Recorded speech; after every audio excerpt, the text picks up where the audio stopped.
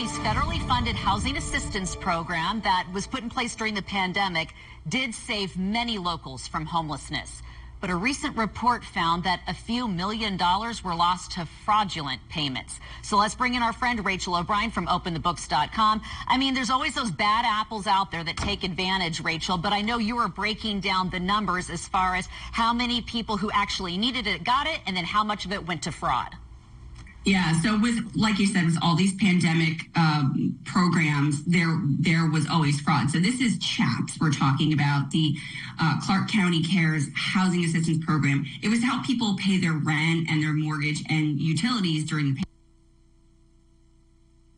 the height of the pandemic. And so the federal government gave all of the cities and of course Clark County and the state all of this money, and it sort of pooled together to Clark County to sort of be a one-stop shop for housing help. So all told, Clark County paid about $373 million worth of aid to people during fiscal year 2021 through 2023. So now the Clark County Audit Department did an audit. They looked at this spending and they found $3.2 million was misspent. It's only 1% of funds, but it's still quite a bit of money.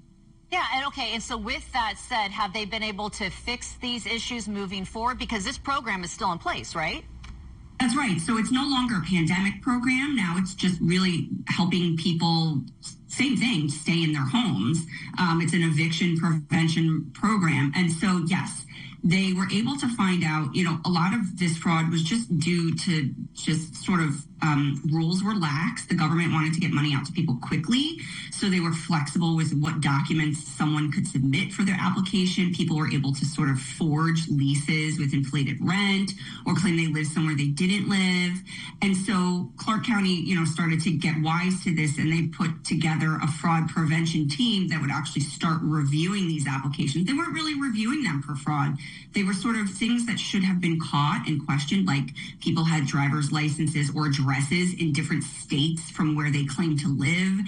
And so those applications were getting processed and approved. So as the program evolved, the county did add more prevention, fraud prevention controls. They flag things now and review them. Well, glad to hear that, and also glad to hear that the program is still in place, because we know that that is such a big issue here locally. I know people who have actually moved out of our community because they simply could not afford to live here anymore. Thank you, Rachel. Appreciate it. Have a wonderful weekend, and we'll see you again next week.